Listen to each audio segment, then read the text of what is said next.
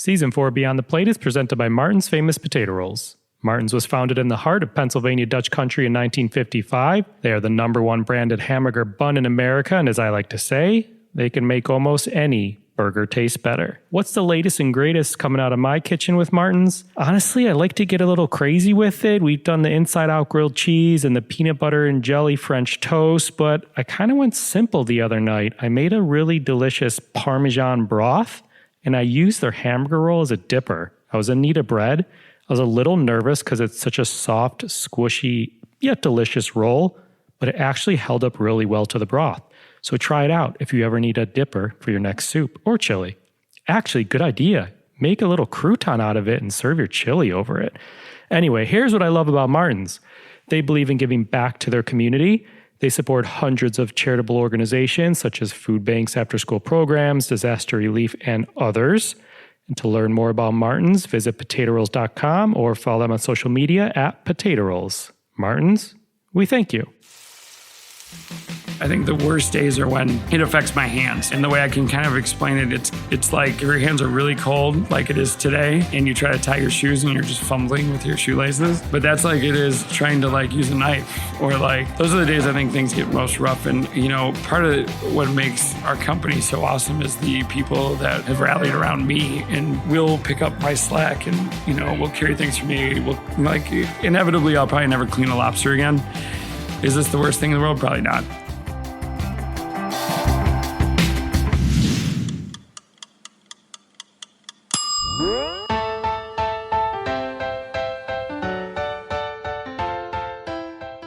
Welcome to Beyond the Plate, a podcast where we sit down with the world's culinary elite to explore their journey with food and their passion for giving back. I'm Cappy, and in this week's episode, we sat with Chef Dan Jacobs. Now, you may not recognize this name off the bat. Dan's a Milwaukee-based chef. He hasn't been on Top Chef or Iron Chef for all these different food shows, but that doesn't mean he doesn't have a story of his own. He's an extraordinary guy. He's the head chef and owner of a restaurant in Milwaukee called DanDan, as well as EsterEv and Fauntleroy. In Milwaukee, Wisconsin, he has a partner also named Dan, hence DanDan. He's from Chicago, but he's been in Milwaukee since 2011 or so. And we cover some really interesting stuff in this episode, ranging from the cookbooks that inspired and influenced his career in the kitchen, as well as the first time he saw a farmer come through the door in a kitchen he was working in, and the impact that that had on him as a chef. He has 2 back-to-back James Beard Award nominations for Best Chef in the Midwest category in 2018 and 2019. And when it comes to social impact, this guy is striving to raise awareness about a disease that he was actually diagnosed with. It's called Kennedy's disease, and we get into it in this episode. Him and his business partner, Dan, have created an event called Dim Sum and Give Some.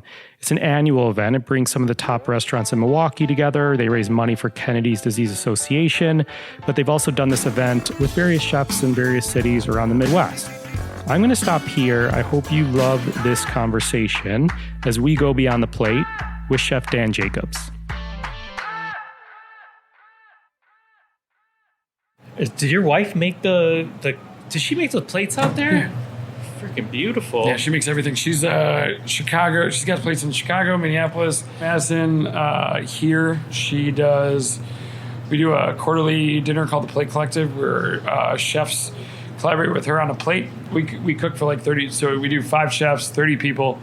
Chefs collaborate with her. They bring the food to cook their course for 30 people. They get all of those plates from their course. Cool. So it puts handmade plates in people's hands in an affordable way, because it's really like, I mean, the thing is, like, in reality, this is like $15. Yeah. You know, so you're like, how the fuck do we get this in somebody's hands where it means something? Plus, it's like, I think both of what we do, like, artistically is functional, and also like momentary. Like, it's like, you look at food is one of those things. It's like you make this beautiful whatever it is, and it's destroyed in seconds. Like, nobody really, like, people eat it.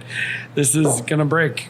Like, you have to be okay with that. I talked about that with a friend of mine who he wrote a one-man musical called The Wrong Man 15 years ago, and he's been playing it in people's living rooms across the world, and people will call him or text him or email him and say, hey, could you send me the music? I heard about this. And he's like, no, you have to come see it or I'll come play it for you.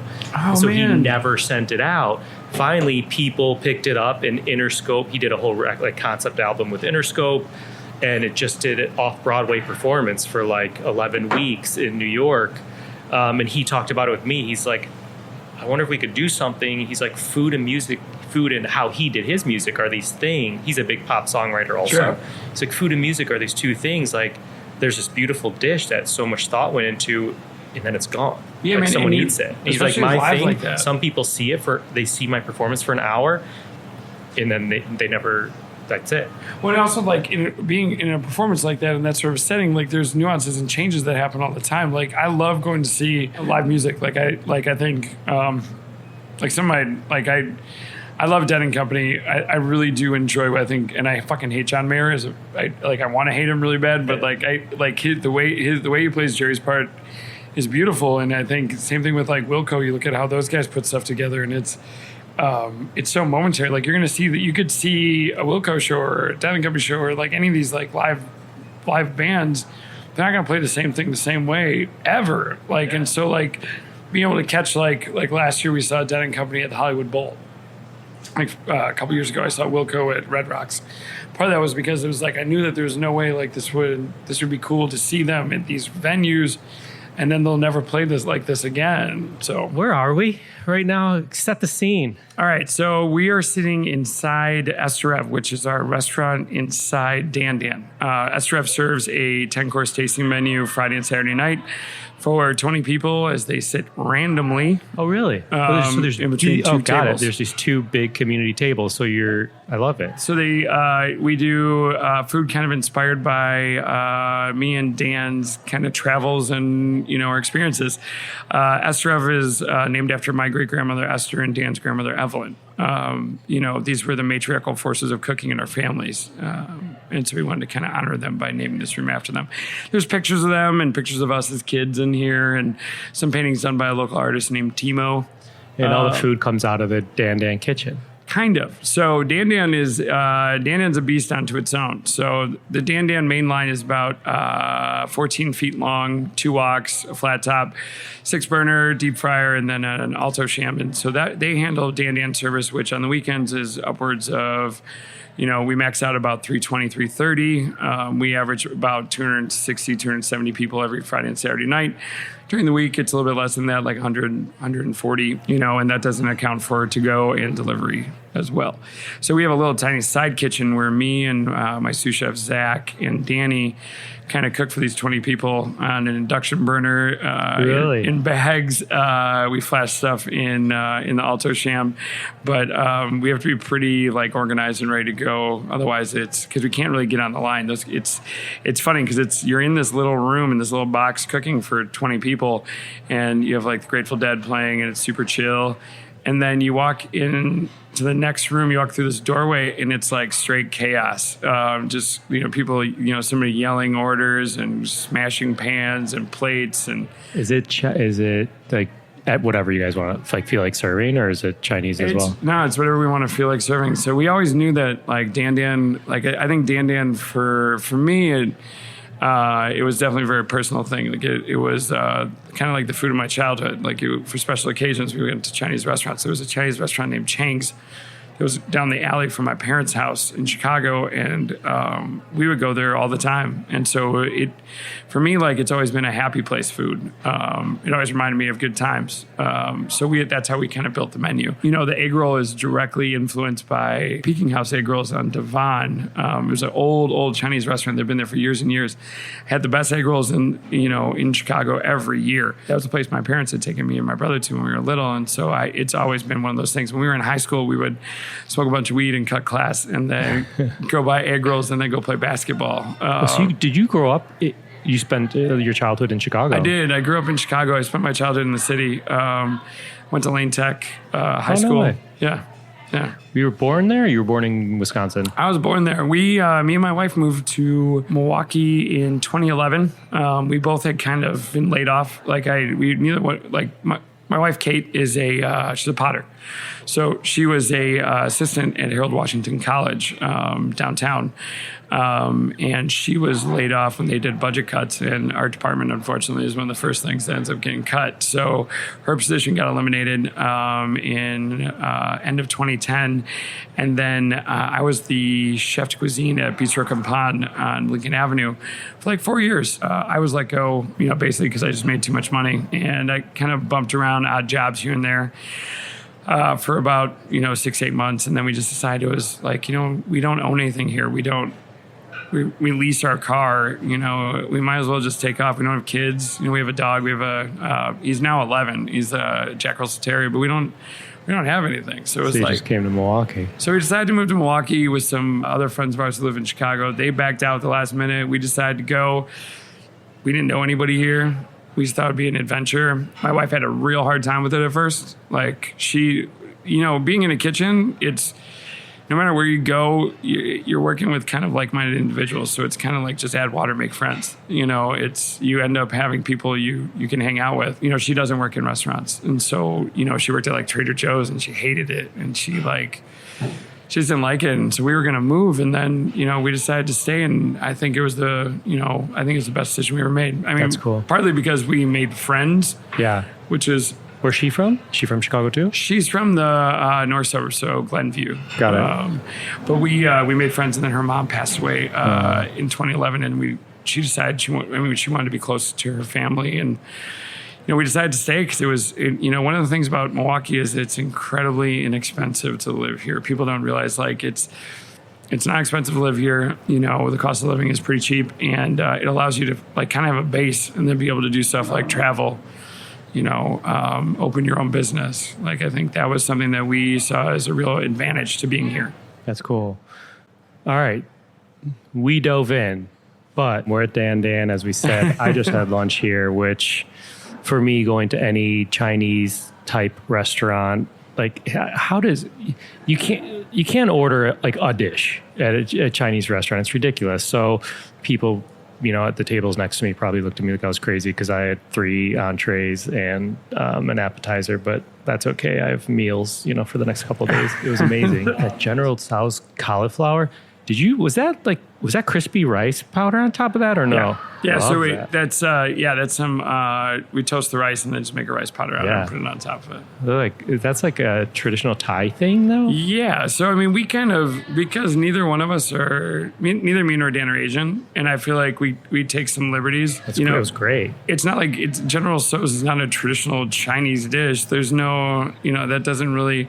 I always like to say, if anything, we're Chinese American, but authentic. What really is authentic? Authentic is in your eyes, what do you think it is? It's super subjective. So, we try to stay away from that thing and just cook food that makes us happy. And in return, we think that that's going to make other people happy. Sure, for sure. So for those folks listening, obviously, this is audio. It's a podcast. Surprise. We're at a Chinese American restaurant in Milwaukee, and I'm sitting in front of a white Jewish man, Dan Jacobs, whose partner is a white man as well, Dan Van Rite. Yeah. Okay, great. So just putting things into context here. Is there something you're the most proud of about DanDan?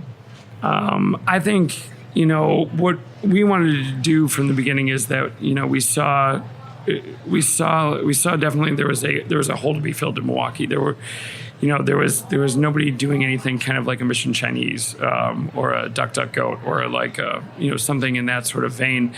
And we knew that both me and Dan had kind of bounced around for a bit. Dan had been the chef at Hinterland for about 8 years. He's 3 previous times to me and him being nominated for James Beard semifinalists.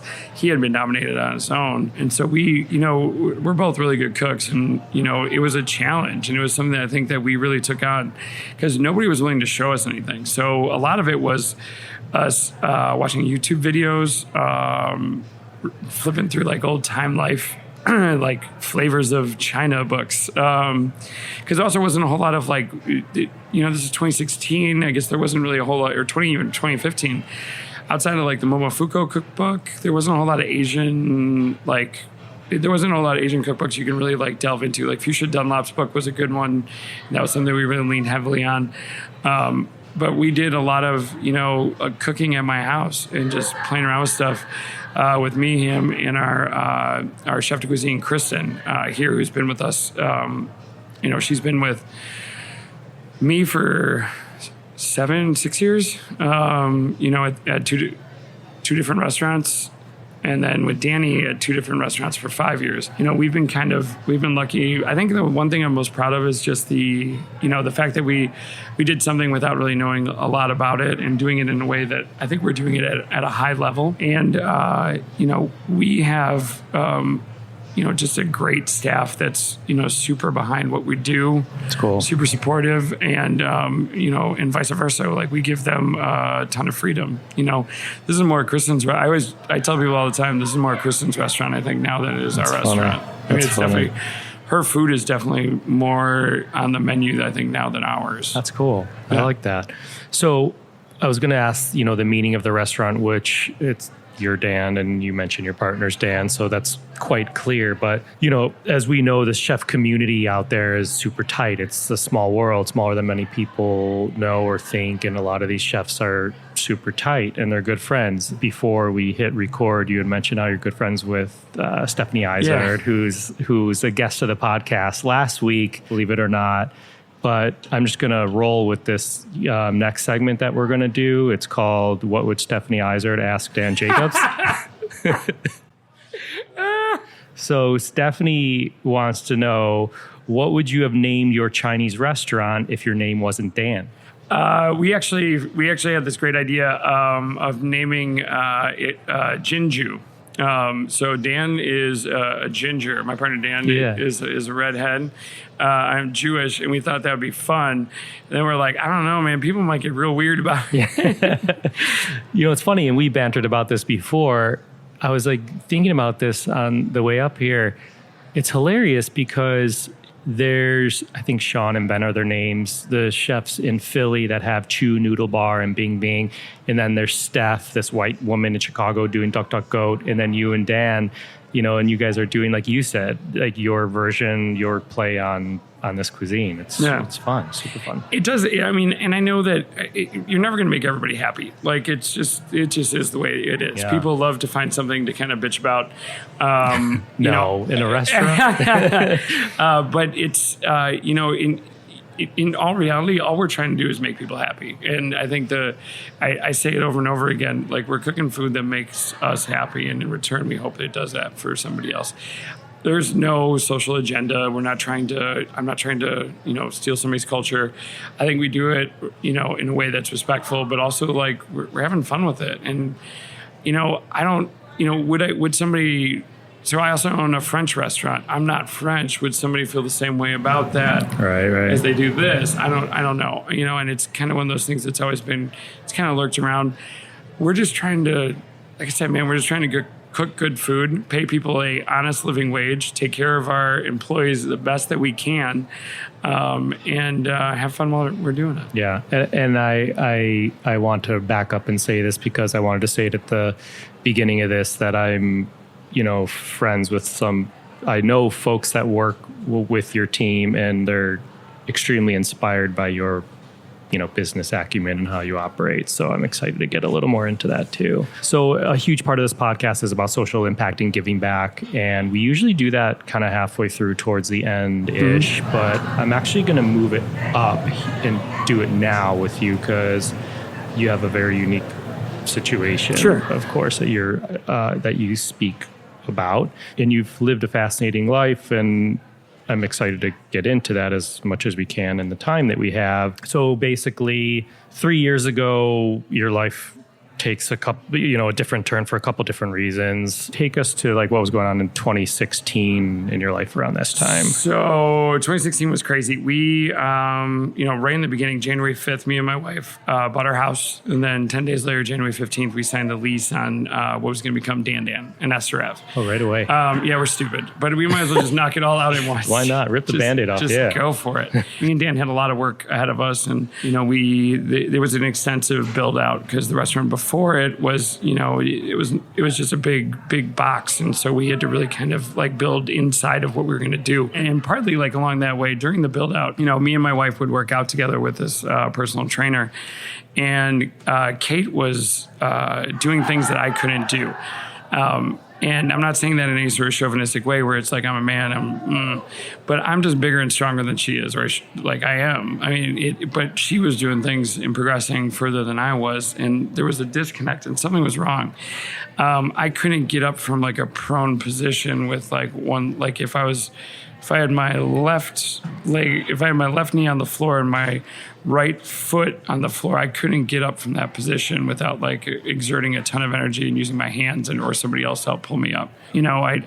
I first talked to a friend of mine's brother who was a physical therapist, and he was saying this may be neurological. And I remember being like, "Fuck you, man, this isn't in my head." But I didn't know what like. So this is all. So you guys are building out DanDan. Yeah. You're going through all this. Okay, and this is about when you obviously suddenly received some more life-changing news. It was literally February of 2016. We went to the University of Chicago. Serendipitously, my sister-in-law, my brother's wife, is a neurologist, which is also crazy when all this comes up. So we went through a day of testing, because they weren't really sure what was happening. And the testing was invasive, at the lowest point, and at the highest point, it was, painful and really uncomfortable. Because the technicians are basically probing all of my muscle groups with this needle and kind of like moving around and then, sending an electrical impulse through this needle to stimulate the muscles in each major muscle group, starting with your hand. Imagine the needle going through your hand sideways and then going straight up or going down your legs. But they were excited in a way that was like incredibly uncomfortable. And I remember being like, "Yo, man, what the fuck is going on?" And these guys are like, "Oh, your doctor will tell you about it." And I remember getting real mad during it. And then afterwards, they were like, "All right, well, worst case, this could be ALS." And I remember because I went by myself down to Chicago, and I had to talk to my wife over the phone and my business partner over the phone. And I joke around, I call Dan my heterosexual life mate. But it's like, these are the two people I spend the most time with. And I remember both of them very, freaked out about what was going on. They ran the test, for the Kennedy's disease. All this was incredibly expensive too. And at the time we didn't have any fucking money. Like we're talking like, I think the test to run for Kennedy's disease was like $6,700 or something crazy like that, because it is a rare disease and nobody fucking tests for rare diseases. So they found out what it was. It was Kennedy's disease, which is it's a neurological disease similar to ALS, where it's degenerative. You lose muscle mass because of smashed receptors that aren't receiving information from your brain, and so your muscles atrophy. You have basically what's called muscle wasting, and there's, you're not supposed to be able to build muscle, which is another thing. And you can hear it in my voice. Like, my voice isn't as strong as it used to be, and that's partly because the muscles controlling my vocal cords are slowly gonna kind of fade. There's parts of it that's really scary. There's parts of it that, some days I'm scared, some days you just deal with it, and it affects differently, and it affects, man, it's so different from day to day. Biggest things. Literally. Biggest things are like recovery is really difficult. Like, I work out 3 days a week, try to eat a pretty decent diet. We take vitamins, we try and circle our wagons around what works best. Gave up drinking beer and bourbon. I don't eat a shit ton of carbs because, my nutritionist thinks this is a better way of doing things. And I don't know, man, I'm willing to try anything, because there's no cure. There's nothing modern medicine can really do right now. So, we circle the wagons around what we can, but recovery is tough. And then, I think the worst days are when it affects my hands. And the way I can kind of explain it, it's like if your hands are really cold, like it is today, and you try to tie your shoes and you're just fumbling with your shoelaces. Yeah. But that's like it is trying to like use a knife or like, oh, really? And those are the days I think things get most rough. And, part of what makes, our company so awesome is the people that have rallied around me. And will pick up my slack and, will carry things for me. Will, like, inevitably, I'll probably never clean a lobster again. Is this the worst thing in the world? Probably not.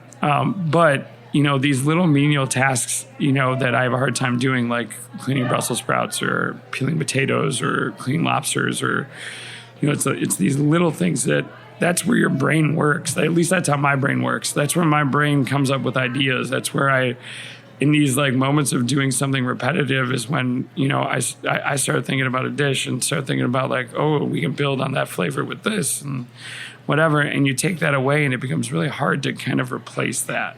Yeah. Interesting. Okay. So you mentioned your staff and them rallying around you.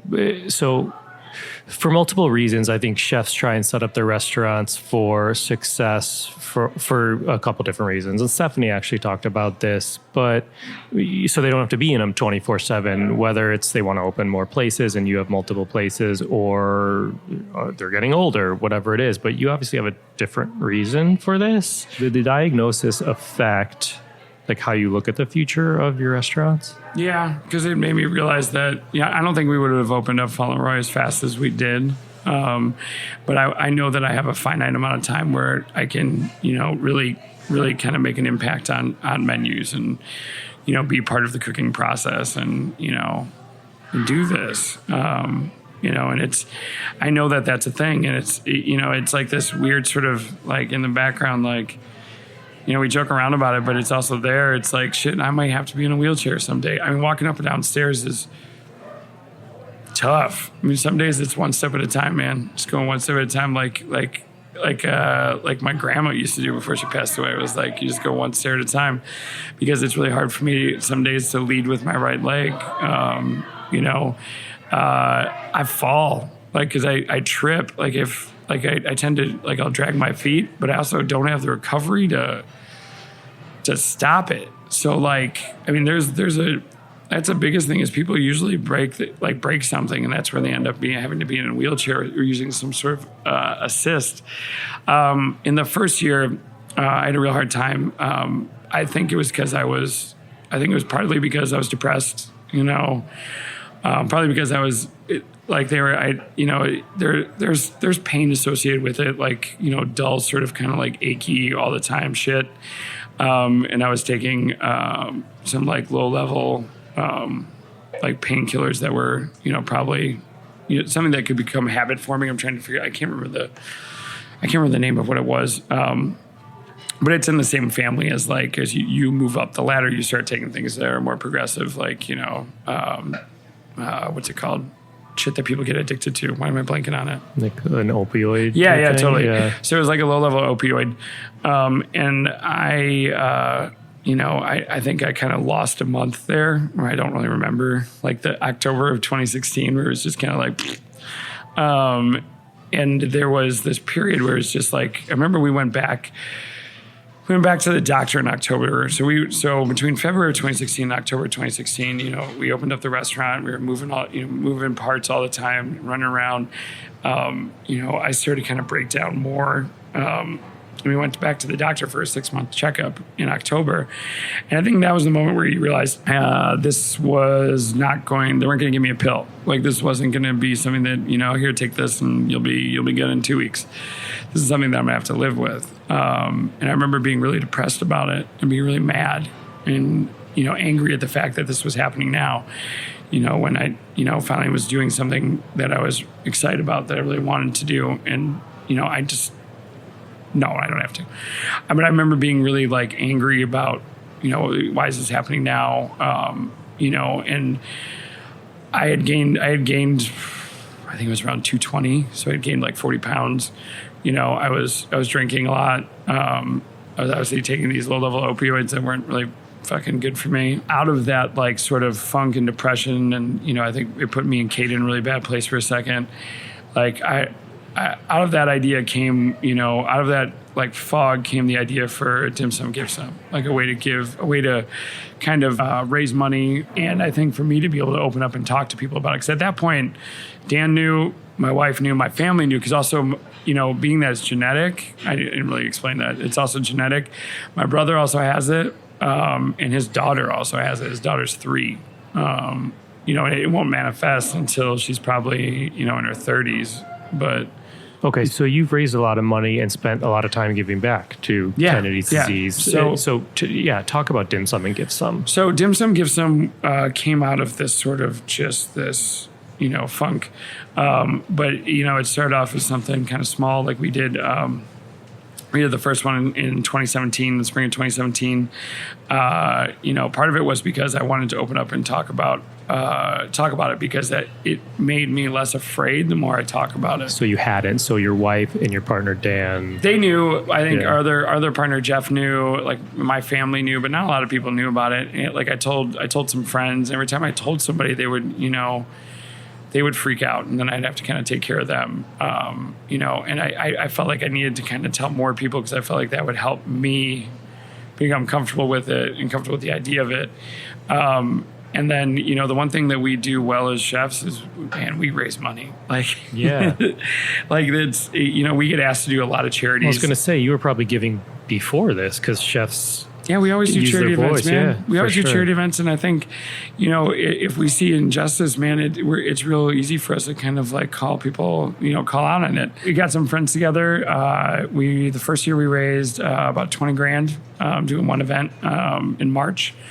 Second year, we raised about the same, 20, 25 grand, something like that. And then last year, we bumped up to 35. And so our goal for next year is going to be 45 to 50 because we thought we could really push to 50. So there's this one lady in Texas that raises more than me. She raises like 45 or 50 grand a year. And I am oddly competitive about certain things. You're a chef, man. But I'm not that but I'm also not like I also wish the best for my friends. Like of course. If somebody else, in the top 30, so Milwaukee has like a top 30 restaurant that comes out. If somebody's ahead of us, I'm happy for them, especially if it's one of my friends. Like, I'm like, damn, good on you.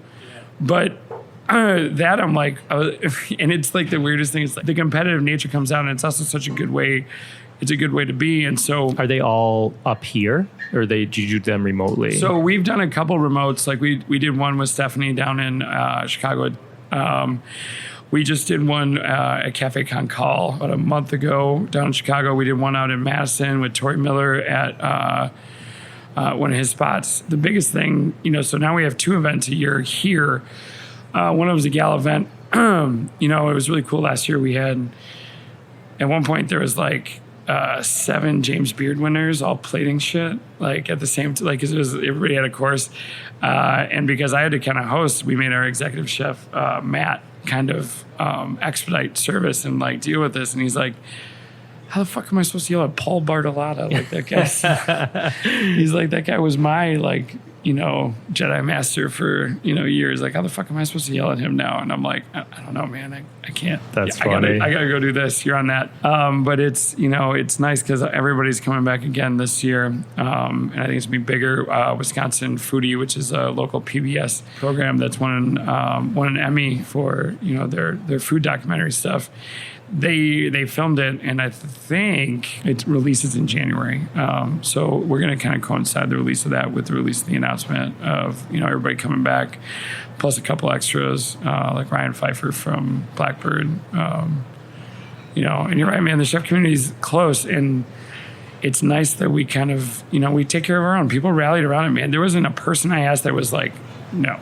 That's very cool. I love that. That's so great. So I want to, like, this team here at all your restaurants, I want to talk about this team and really your success as a chef. Can you cruise us through? You've been at a lot of different places in the Chicagoland area and a few in Milwaukee. Can you cruise us through your cooking career? Oh, man. All right. So started actually in Door County, Wisconsin, 1997, the end of Cedar Crossing in the cookery. Moved back to Chicago, got a job at Carlos Restaurant. Carlos Restaurant at the time was like the 3rd or 4th best restaurant in the city. Super like old school French, clochers, like tuxedo waiter, real classic. From there, I was on the opening, just after the opening team, True, in 99. Was there for a bit, and then left there. Joined Bruce during his kind of like beginning at North Pond, before they did the remodeling, and we were in the dungeon kitchen that would just like, it was dark and it would flood all the time. Like every time it rained, it was gross. It was gross. But, that was the first time I ever saw a farmer was at North Pond. And I think it had such a crazy effect on me. First time I saw Dave Cleverdon from Kinnickinnick Farms walk in the doors, one of the founding members of the Green City Market, was it had a profound effect on me. Like it was like an aha moment. Went from working for Bruce to working for Eric Obrio at his restaurant Obrio for a year and a half. At the same time I was working there, I was a real go-getter. So then I went and worked pastries in the morning at Naha when Carrie opened up Naha. Wait, I totally forgot about this. When were you? I worked pastries at Naha. Oh, no way. Yeah. Really? When I graduated culinary school in... It was 2001.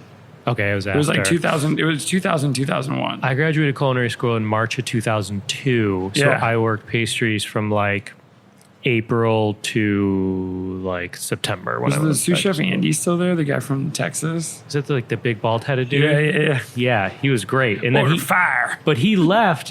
Good dude. He left to. I think he went to be like the executive chef at the Greenbrier or something like that. Which I don't think he's there anymore. I could be wrong. I don't know, man. All I know is that guy. I remember he was a huge Jimmy Buffett fan and spent like $300 on a Hawaiian parka, like to go see him during the wintertime. I was like, you're fucking crazy. That's funny. So I was working at both those restaurants at the same time when I got married to my first wife, who was in the industry. She was a cake decorator and she worked in bakeries and stuff. And then started working for Sean McLean at Spring. I was the first person hired outside of the opening at Spring. So it was funny. You had like half the kitchen was Vong. That's where me and Stephanie met. She was on the opening team there. And then the other half of the kitchen came from Trio. So I was the first one that got hired. And I remember I think somebody told me this, like everybody got a raise because I asked for too much money and they accepted me. I was good. I've always been a really good line cook and I have no problem. I was always a good line cook. And I think that was something that, and I was always willing to outwork the person next to me. And I think that's also kind of, for young cooks, I mean, that's the key, man. Like there's no big secret. You just got to work hard. Like this is one of those industries that hard work, putting in the effort will pay off. Like there's no quick fix. It's not like there's no pyramid scheme, get rich fast. Like you just got to take your time, man. And, really like give effort, learn as much as you can. I mean, man, that's the beauty of what we do now is we still learn. So it's great. I worked for Sean, Spring. I was the opening sous chef at Green Zebra. Went up to Evanston and worked with Jackie Plutone and Eric at this restaurant in Nara. They were short-lived in the Hotel Orrington. But that was my first chef job, and it was embarrassing, like the food that I put on that menu. Wait, why? Were you not ready? Or no, man, or was your first one and you were like... I was just putting things together that, just didn't make sense. Like I was... You're trying to like bite off more than you can chew type thing? Totally. It was like 26. I was the only, I remember they let go of Eric, who was the chef then, and then I was the sous chef, and they're like, oh, we're going to promote you. And I think it was too much money. Like I had, I had some drug problems because of the too much money. But I would put things on the menu like, sauteed halibut with vanilla braised turnips and red curry foam. I mean, it was fucking gross. But it's funny. You can look back and just be like, oh man, that was dumb. You knew you had a drug problem. I think it took a while to figure out, but yeah, I mean, it was, this industry is tough, dude. And it's like, it's easy to fall into, like the after work party scene, especially you being in that age of like mid-20s. But the toughest part is just growing up and realizing that you're in your 30s and you can't do this and you just stop. You need to stop all those things. You were able to just stop. I was able to stop. My wife, Kate, is an incredible human being, and she would not have gone along for the ride of my, I always joke around, she's the yin to my raging yang. But she would not have stuck around. We've been, me and Kate have been married now for, it'll be 12 years next year. We've been together for over 15. But like, she's definitely she's the mellowing force of me. But it's tough, man. I mean, restaurants are a rough thing. I think we all have our little demons, and sometimes it brings out the best and the worst. Give me 3 words that your business partner Dan would use to describe you. Loud. There's a reason why like our dynamic works so well. It's like a marriage. There's got to be one is going to be more forward, the other's going to be more backward. Loud, hardworking. Fast thinking, probably. That's good. All right, so let's flip that. What 3 words would you use to describe the other Dan? Calming, thoughtful, caring. Wow, that is such a great relationship. People don't realize how caring he is. Like, he comes off as like he doesn't care, but man, the guy's got a huge fucking heart, and everybody plays off like he plays it off like he doesn't, but he's got a huge fucking heart. That's very cool. All right, so Milwaukee, we talked about why Milwaukee. It's been so long. I feel like the last time I came here, besides maybe like Milwaukee Fest or something, sometime over the past many years, was like in high school when I drove to Kopp's Custard or something like that for a Butterburger and flavored custard. But like, what's the dining scene? Like, what's it like here? So, I mean, it's one of the greatest things about Milwaukee is you have a lot of owner-operated restaurants. So I think that's one of the things. It's you don't have a lot of chains. There's not a lot of big restaurant groups. You have Bartolotta's, but even Bartolotta's, like Paul's involved in that. Adam Siegel's still very much involved in that after Joe, when like the main patriarch passed away. But that's like your big restaurant group. Outside of that, you have some little restaurant groups, and then you have places that we all kind of grew up rallying around. I mean, and that's the thing is that it's a really small community, but everybody really pulls, I think, for each other in the same direction. And Thomas Hock, who's known circa 1880, is now the executive chef of the Lowlands Group. He's always said it, I think, better than anybody else could. And it's just like, we're all in Milwaukee. Like, if one of us wins something, we all win something. Like, if anything that's going to like bring any sort of attention, to Milwaukee is good for all of us. I think we're, all of us feel that way. I don't think any of us, outside from maybe like 1 or 2 people would agree with me on that. Yeah, that's cool. Okay, so I often ask chefs if, like, along their cooking journey, did they ever want to throw in the towel? But obviously this question like gives a whole new meaning to you. And you talked about like there's good days, there's bad days, but like what keeps you going? Like what keeps you excited? What drives you? I have to admit, I think what drives me is that, this industry's the coolest thing about this job is that you'll never know everything. And I think the pursuit of learning something new and doing something different, is always there. Like the wheel's been built. Like the flavor wheel is there. Like it's not like there's a reason why people don't put salmon and white chocolate together. That shit ain't gonna work. But I think that just to be able to give somebody else, I think being able to give somebody an experience, changing their day. Like you have a customer who comes in and they're in a shitty mood, and by the end of their meal, their day is 180 and they're, fucking smiling. I don't think there's anything better, or reminding somebody of their childhood. I think that's like the other key to success in a restaurant. That. So speaking of that, who inspired your cooking as a kid? It's funny because my mom's going to hate this, but she was not very, not inspiring. Not inspiring. So as a kid growing up, both my parents worked very hard. They put me and my brother through private school. They really pushed us. Me and my brother played like all these sports. They paid for all this stuff. I mean, they literally were very involved. But they both worked full time. My grandma kind of like she worked part time, but also kind of took care of us a little bit too. If it didn't come out of a bag box or a can, it pretty much was like Thanksgiving or Christmas, and it was like the 2 days a year that we made real mashed potatoes. And, I remember when my mom would buy actual green beans and be like, "What? Whoa!" Yeah. Were you into cooking? I was, and so like my earliest memories are of my dad when my dad works in banking, and there was like a 2-year period he was out of work in the 80s after the stock market crashed in like 87, and he would make dinner, and so we would come home from school, and me and my brother would have this list of chores to accomplish before dinner. And my way of getting out of that was to help him out in the kitchen. And so I would help. First, it started as me just like, getting out of doing something. And then it progressed into like, I really liked doing it. And I had fun with it. And it was like simple shit. It was like, meatloaf or tomato sauce, for. How old were you? 11, 10. Yeah. Something like that. So these are some of your earlier childhood food memories. Yeah.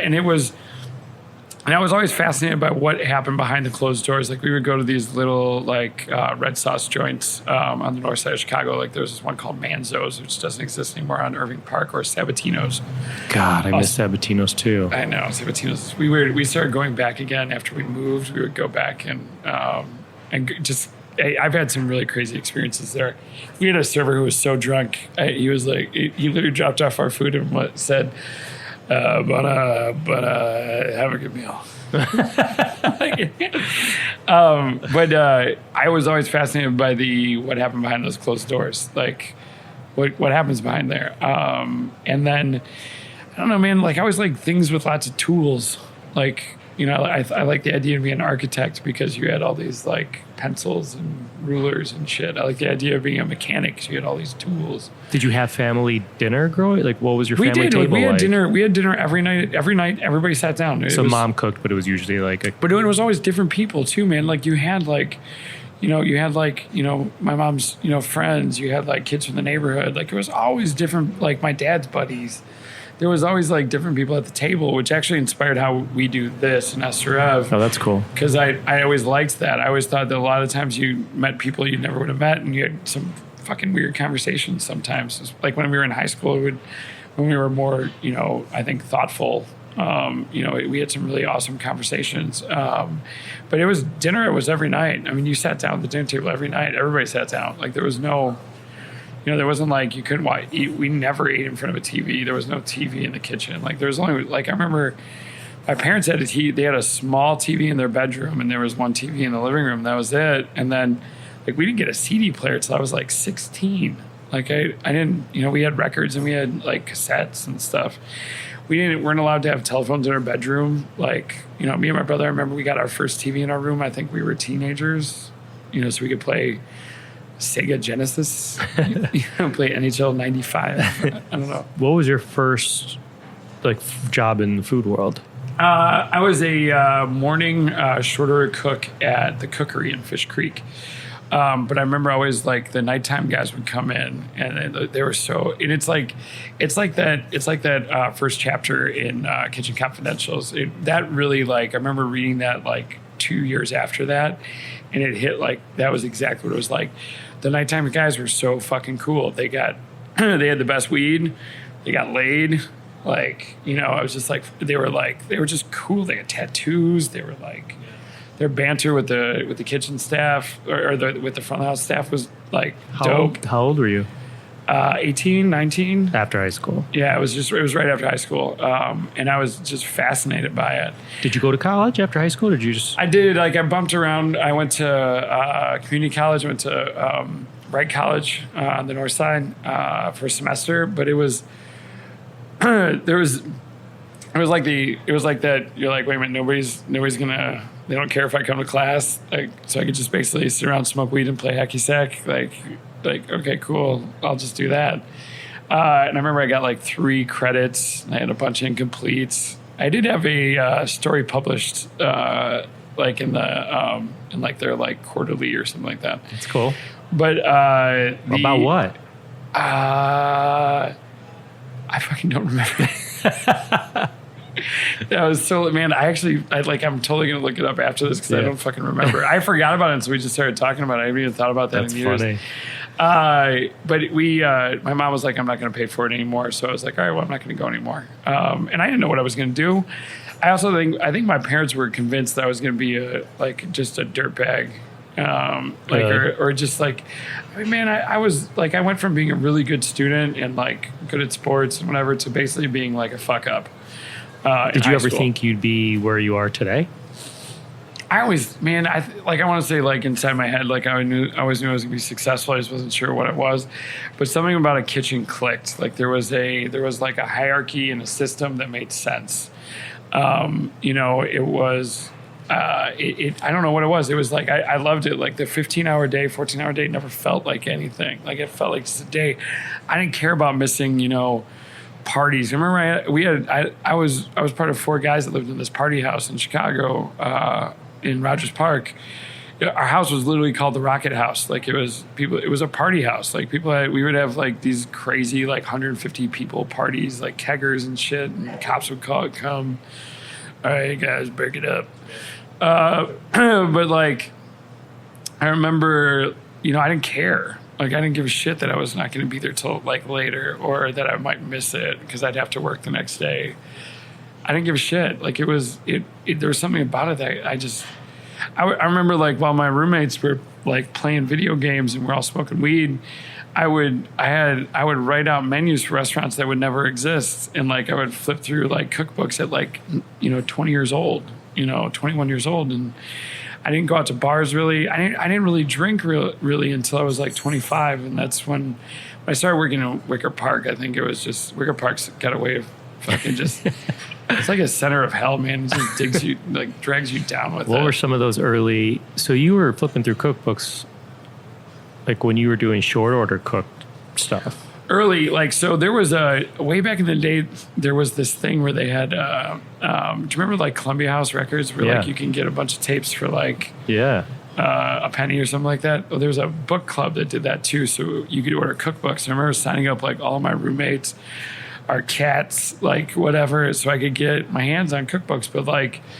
I remember the ones the first series of Charlie Trotter cookbooks. I remember when I was at True in '99, for Christmas, my mom got me the French Laundry cookbook, and it had such an impact. And it was funny because my parents also thought that what I was doing was like, they're like, cooking. What the fuck? Like, it's like, you're gonna cook, like whatever. Right. And then they went to dinner at Carlos the first time, and they were like, "Oh, this is more." I mean, up until that point, I think everybody thought, my family. I mean this in the best possible way. The pinnacle of dining was Red Lobster. I thought that was as good as it got. Like, I didn't think it really went beyond that. It was until Carlos that I realized like it was like food goes much further than that. But those books are, they're still, man, I still have that French Laundry cookbook. I have all those cookbooks. That's why I'm not allowed to have a record collection, is because I have probably like a 700 or 800 pound like cookbook collection that we travel around with. Yeah, that's funny. I have something similar, and my wife seems to trim it down every time we move. All right, let's do a quick speed round and we could wrap it up. What'd you have for dinner last night? I had DanDan. It's funny, as we came in here because I haven't eaten here in like 4 months, and I wanted to try some of the new stuff we just put on the menu. Awesome. Name a smell in the kitchen you love. I love the smell of mirror pot cooking in butter. It's like one of my favorite things in the world. Name a smell in the kitchen you hate. Sulfur, like you can smell something burning like a mile away. It's like one of the acrid, like that smells just so, and it's also like, it's just infuriating. So you're just like, oh God, that's just, somebody just fucked that up. What pisses you off in the kitchen? Laziness, like especially when it's lazy, like it's like you're like people being not clean, not making the extra effort. Like you're just like so you're coming in exactly at the time you're supposed to come in. You're not putting in any extra effort. Like it's just, especially I think for myself, because it's like I wish I could put in more effort. And for when I see people who are younger than I am, who want to be in this industry and don't get the fact of what this is. Got it. What makes you happy in the kitchen? Music and joking around, man. We keep it pretty light. Like I have to admit, like you spend 12, 13 hours with all the same people, you got to keep that shit pretty light. I like the fact that we have a good crew and like everybody gets along. Yeah. If you were not a chef, what would you be? I feel like I'd be a history teacher. Like that's also something that like my brain has always been really good at, is remembering dates and facts. And shit like that. And I always thought that was actually my first, I think, career choice was something like that. And I'm fascinated by American history and like some of the, just like how especially how we perceive American history and how it's probably not what was taught to us and how it's probably in theory quite different. Interesting. Last one. What actor would play Dan Jacobs in a movie about your life? Ben Affleck. Yes. All right. In closing, the good old legacy question. What do you want your legacy to be? I think, to be thought of as somebody who, who inspired and brought up other guys. Like, I like the idea that, our industry is all about paying it forward. Like somebody gave me a chance, an opportunity at some point, took me places like to food and wine events and shit like that. And we definitely try and do that with our staff. And we, whenever we're doing outside events with other chefs, we always bring people with us. And, I want our staff to grow. I want them to leave here and go someplace better and bigger. And, and I think that if I had to choose a legacy, it would be, that people thought of us as teachers and, that we did the right thing by them. That's awesome. Well, thanks, man. I appreciate you taking the time. I know you're busy. Yeah, literally, I have to go, I have to run to the hotel now and have a kitchen meeting there. Thank you. I love everything you're doing. I loved learning all about you, your business. I'm sure we could sit for hours more, but you have a business to run. So thanks for all you do and for how you give back. I mean, all these chefs give back in so many different ways. Yours is obviously extremely meaningful to you. And I guess I'll say keep that competitive edge, when it comes to that. And, make 50 this year, next year. Do we want to? It's definitely a goal. Also, this is, as far as a podcast goes, this is probably the easiest. I've done I feel like I'm becoming pretty good at doing these at this point. And this was real smooth. So, awesome. Thanks, man. I appreciate it. Hey all, as I mentioned at the beginning of this episode, Dan is an incredible guy. If you want to learn more about Kennedy's disease or give back, go to kennedysdisease.org. Thank you again to Chef Dan Jacobs. You can find more on him at dandanmke.com. You could find me and keep up to date with this podcast across all social media platforms at On Cappy's Plate or go to beyondtheplatepodcast.com. Beyond the Plate is on Twitter at BT Plate Podcast and Facebook. This episode is made possible with the help of our friends at the National Mango Board. Hey, if you are not aware, every day in the U.S. is mango season. That's right. They're available all year round. There's about 6 varieties in the U.S. here. And here's the thing. Mangoes aren't just for smoothies or Thai mango sticky rice, although maybe they should just be for Thai mango sticky rice because it'd be worth it. There are tons of chefs coast to coast sharing the versatility of mangoes as well. So if you're cooking at home and a recipe calls for pineapple, let's say, swap it out for a mango. It's delicious. They're a great complement to tons of different dishes. I love enjoying mango in its purest form, quite frankly, for some of the other ways that I enjoy it, but honestly, sprinkle a little good quality cinnamon on it, and it's amazing. Or you can go the Mexican street cart route with some salt, lemon or lime juice, chili powder. Also delicious. Here's something else pretty cool. The mango industry empowers farmers in regions around the world who for generations have been growing mangoes. So anyhow, there's endless ways to enjoy mangoes. If you need a little mango inspo or want to learn more about National Mango Board, check out mango.org or follow them on social at Mango Board. National Mango Board, we thank you. This episode was produced by myself along with Ian Cohen, Joel Yeaton, and Shant Petrosian. Thank you to Tom Osborne. Our music has been composed by Goldford. As always, a special shout out to my wife, Katie. Please rate, review, and or subscribe to this podcast on your listening site of choice. Thank you for listening to Beyond the Plate. I'm Cappy, and remember, there are never too many cooks in the kitchen.